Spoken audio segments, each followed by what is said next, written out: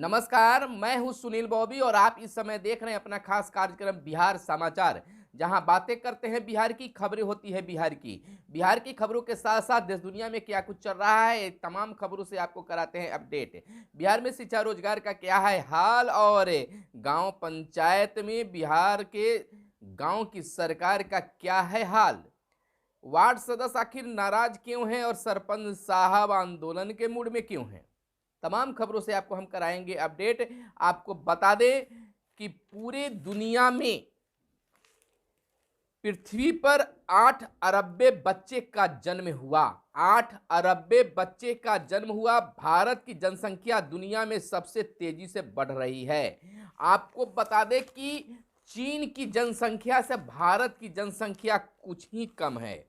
आपको बता दें कि सबसे ज्यादा हिस्सेदारी चीन की 1426 अरब, तो वहीं भारत की 1412 अरब है। दुनिया की आबादी बीते दिन 8 अरब के पार हो गई है। दोपहर करीब 1:30 बजे 8 अरबे बच्चे ने जन्म लिया मंगलवार को। कुल जनसंख्या में सबसे ज्यादा हिस्सेदारी चीन की है और उसके बाद भारत थोड़ा सा पीछे है। संयुक्त राष्ट्र के मुताबिक दुनिया की जनसंख्या 7 से 8 अरब तक पहुंचने में 17.7 करोड़ लोगों का सर्वाधिक योगदान भारत का है।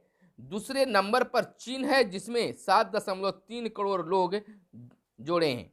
इतना ही नहीं, भारत के वर्ष 2023 तक चीन को पछाड़कर सबसे अधिक जनसंख्या वाला देश बनने की भी संभावना जताई गई है। वहीं 2050 में भारत की आबादी 1.668 अरब होने का अनुमान भी बताया गया है।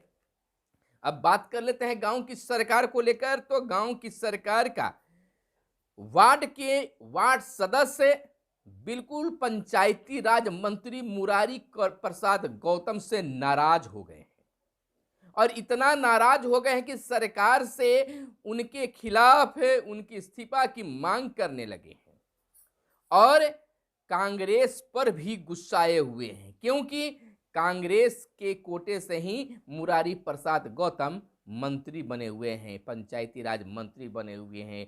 तो वोट के समय कांग्रेस को भी सिखाने की बात कह रहे हैं और धरना प्रदर्शन के मूड में हैं, लेकिन उससे पहले उनका पुतला दहन जगह जगह किया जा रहा है। आखिर ऐसा क्यों, तो आपको हम बता दें कि बिहार के पंचायती राज मंत्री मुरारी प्रसाद गौतम ने कार्यक्रम के दौरान मीडिया को बयान दिया कि आखिरकार वार्ड में योजनाओं की कमी क्यों हो रही है। उन्होंने बताया कि जो पूर्व के वार्ड सदस्य थे उनका कार्य बेहतर नहीं था और आप जानते हैं कि वार्ड कितने पढ़े लिखे हैं, क्या उनके पास नॉलेज है, इस टिप्पणी की। और अब वार्ड सदस्य खुद को उनके द्वारा बयान को कह रहे हैं कि हमें जाहिल बताया गया है। अब इसी को वह बताने में लगे हैं कि हम जाहिल हैं कि क्या हैं।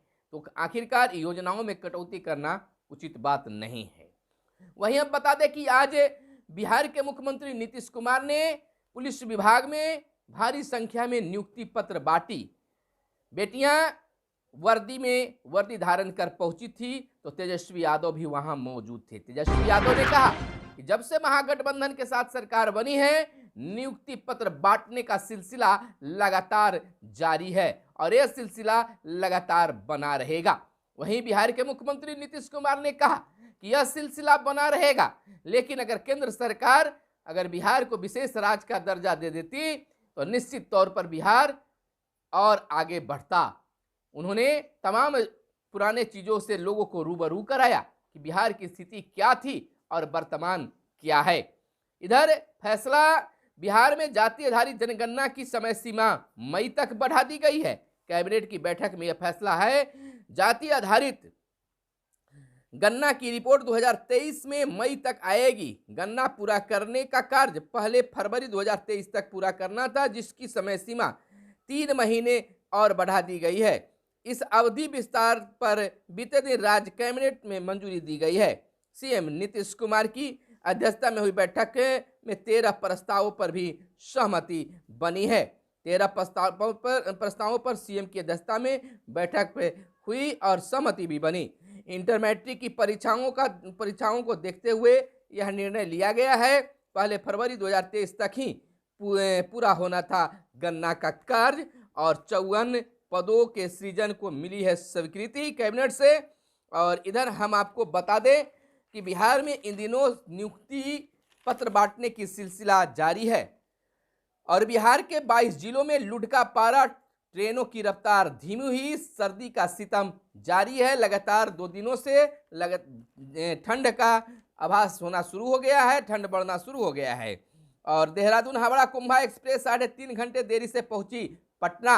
और वहीं अस्पताल की इमरजेंसी में 5 गुना बढ़े ठंड पीड़ित, दिक्कत महसूस हो रही है और डॉक्टर गोपाल प्रसाद बने नेफ्रोलॉजी के हेड। वहीं पीयू के केंद्रीय विश्वविद्यालय का दर्जा मिले रणवीर का कहना है।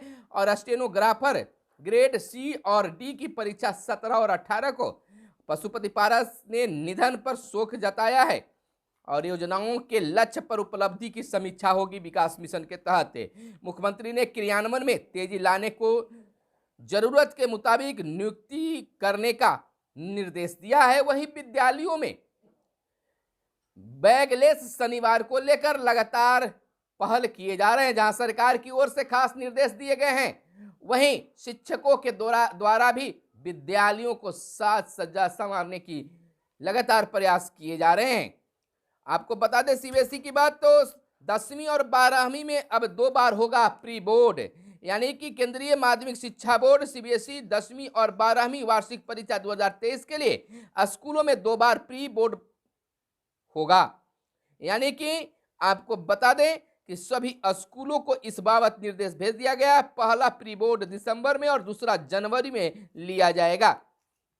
और 5वें और 6ठे वेतनमान वालों को महंगाई भत्ता की बात करें तो 5वें और 6ठे केंद्रीय वेतनमान में कार्यरत सेवकों और सेवानिवृत्त कर्मियों की महंगाई भत्ता बढ़ा दी गई है।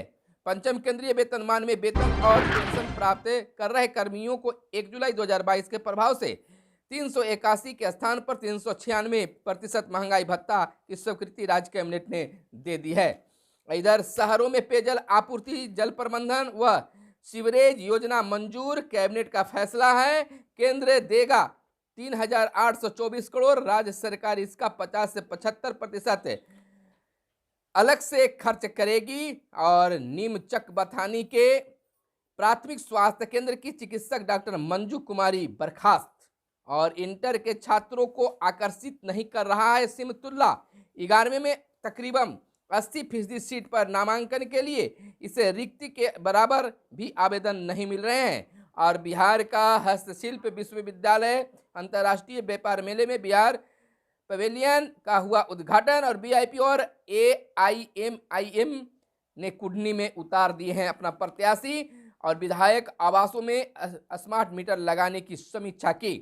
और अस्पताल हर माह मुख्यालय भेजेंगे मरीजों की जांच की अब रिपोर्ट। खास पहल स्वास्थ्य विभाग में किया जा रहा है। और बात कुछ देश विदेश की कर ले तो यूक्रेन में युद्ध विराम का रास्ता खोजना होगा, मोदी ने कहा है। G20 शिखर सम्मेलन में प्रधानमंत्री नरेंद्र मोदी ने दुनिया के बड़े नेताओं को बताया। और इधर सिवान की बात कर ले तो दर्जी ने 2 बेटियां संग गोरखपुर में दी जान, आर्थिक तंगी को लेकर। भाजपा प्रत्याशी केदार गुप्ता ने भर दिया है पर्चा और कुढ़नी उपचुनाव को लेकर। और ट्रेन में रुचि और जरूरत के हिसाब से खाना अब मिलेगा। तो बिहार के शिक्षा व्यवस्था में लगातार प्रयास सुधार को हो रहे हैं और इसका अब तस्वीर भी देखने के लिए मिल रहा है। तो बस खबरों में आज बस इतना ही, फिर मिलेंगे। कैमरे के पीछे हैं मयंक प्रताप। धन्यवाद। जय हिंद, जय भारत, वंदे मातरम।